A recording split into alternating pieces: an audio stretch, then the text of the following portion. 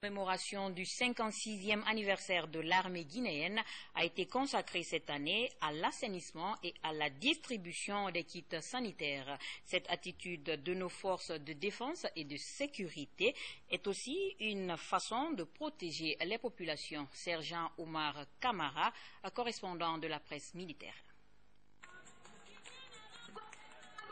Conformément à l'état d'urgence sanitaire décrété par le président de la République, professeur Alpha Condé, l'armée guinéenne célèbre l'an 56 de son existence sous le signe de la riposte nationale à Ebola. Cette année, les parades militaires et défilés cèdent la place à la répartition des kits sanitaires. Partout dans les 5 communes de la capitale, le commandement militaire a réparti des chlores, des savons, des kits d'hygiène pour stopper la chaîne de propagation de cette épidémie. L'armée guinéenne participera toujours, n'est-ce pas, aux côtés de la population civile, à l'œuvre de développement de notre cher pays. Aujourd'hui, avec la crise Ebola, l'armée guinéenne est aux côtés de l'ensemble de la population pour éradiquer ce grand fléau qu'est Ebola. Cette action de la hiérarchie militaire vise à renforcer l'effort déployé par le gouvernement et les partenaires au développement pour circonscrire cette épidémie, d'où la satisfaction des responsables communaux. Je ne peux que féliciter, remercier l'armée et remercier le commandant en chef des forces armées guinéennes, le professeur Alpha Condé, pour avoir mobilisé les forces organisées, les forces de défense et sécurité que sont l'armée, pour venir vraiment au devant des populations, bouter la maladie Ebola en dehors de notre pays. Il faut noter que l'armée guinéenne a été créée en un samedi 1958 et elle a eu à défendre l'intégrité territoriale du pays et en participant à la libération de plusieurs pays africains. Sans transition, le commandement général des unités agricoles et agro-industrielles dans ses activités agricoles s'emploie pour promouvoir l'autosuffisance alimentaire. Pour cette fête commémorative, le commandement fait savoir son plan d'action. Sékou de Souma, reportage. La création de ce commandement général des unités militaires de production et agro-industrielles vise à impliquer l'armée dans la production agricole. Le président de la République, le professeur Alpha Condé, dès son investiture, a relancé les soldats au champ. Autrement dit, le commandement général des unités agricoles et agro-industrielles. Les militaires, non seulement ils vont perpétuer la tradition, c'est-à-dire que hier vous avez produit, aujourd'hui vous le faites, et mon concept est que demain vous le continuez, mais également ressusciter des unités industrielles agricoles. Quelques activités réalisées sur le terrain. Le commandement général des unités militaires de production et agro-industrielles planifie et organise les activités de production agricole au sein de l'armée en adéquation avec la politique nationale du développement agricole. Cette année, l'armée nationale, en harmonie avec le peuple de Guinée, procède à l'assainissement, procède à l'infosensibilisation pour que ce mal, ce péril, cette peste puisse être boutée hors des frontières nationales. Que tout le monde se serre les ceintures autour du chef de l'État pour que, dans un front commun, le combat déjà engagé contre Ebola soit gagné. Ce 56e anniversaire, date de la création de l'armée guinéenne, consacre l'essentiel aux activités d'assainissement des lieux publics et de la remise des kits d'hygiène pour la prévention du virus Ebola. Comme dans les autres unités du pays, au Kankamayenne, l'heure était à la mobilisation pour renforcer les acquis démocratiques. C'était à la faveur de la commémoration de l'an 56e de l'armée guinéenne. Alseni Listo Camara était de la partie, suivie.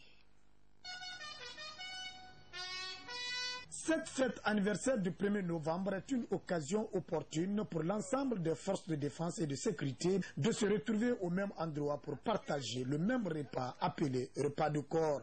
Je suis très joyeux. C'est une armée démocrate.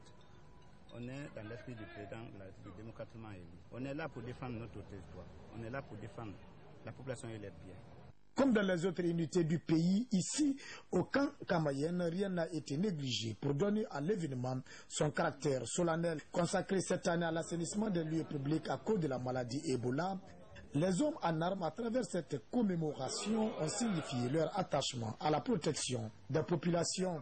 On est très très content, surtout du fait que l'armée aujourd'hui, la maladie qui est actuellement en train de ravager une partie de l'Afrique de l'Ouest, mais les militaires se sont levés pour se mettre à la disposition de sa population pour lutter contre cette maladie et renvoyer carrément au niveau des frontières. 56 ans de sauvegarde de la nation est un honneur qui mérite d'être fêté. Bonne fête à l'armée guinéenne. Autre fait marquant, la route nationale Labé-Mali est en souffrance. Son état actuel devenu impraticable inquiète les usagers qui ont du mal à la pratiquer. C'est un constat de Ousmane Bangoura. La route Labé-Mali est un véritable casse-tête pour les usagers. Mais qu'à cela ne tienne, les populations de Mali sont satisfaites de la démarche du chef de l'État. Mali, la plus grande préfecture de la Moyenne Guinée, est confrontée à ce jour à un manque criard d'infrastructures sociaux de base. Ce bloc ex-Villa Sili en ruine en est une parfaite illustration. Seul le site du Mont Loura, communément appelé Dame de Mali, retient l'attention des visiteurs. À Mali, toute la jeunesse nous a confirmé qu'elle est derrière le professeur Alpha Condé pour l'aider à parfaire son programme de développement. J'ose croire que les populations de la Guinée commencent à comprendre que le professeur Alpha Condé veut le bonheur des citoyens lambda. En tout cas, si les dispositions immédiates ne sont pas prises pour faciliter son accès, Mali risque d'être coupé du reste de la Guinée, pourtant très fréquentée par des hauts cadres du pays. Comme vous le voyez, cette route nécessite une intervention urgente. Sport, football pour terminer. 2 centres de formation en Espagne et au Brésil ouverts aux jeunes footballeurs guinéens. L'opération est rendue possible par la structure Guinée-Vision Sport. Un deuxième groupe s'apprête pour bénéficier de la même formation en faveur du football guinéen. Morla Yeressa. Après le premier groupe composé de 8 jeunes footballeurs de moins de 18 ans, c'est le second groupe qui emboîte le pas. Initié par la structure Guinée Vision Sport, ce groupe est soumis à une détection au stade du 28 septembre pour répondre aux exigences des différents centres de formation du Brésil à Sao Paulo et de l'Espagne à l'école élite Intersoccer.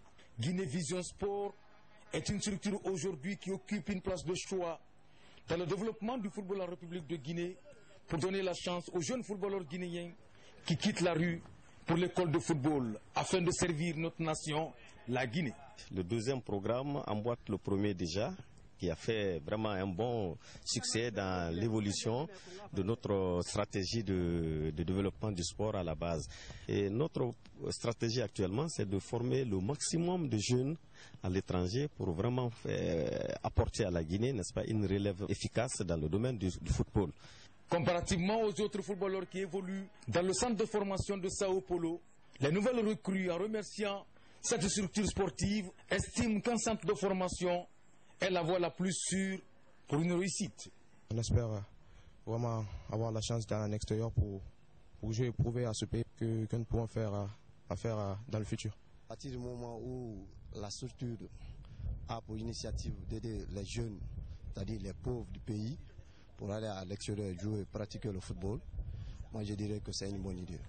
La structure Guinée Vision Sport invite les jeunes footballeurs de moins de 18 ans au sérieux, car ce projet serait la solution pour le développement du sport dans notre pays. À la fin de ce journal, tout le plaisir a été pour moi de servir pendant ces 4 jours.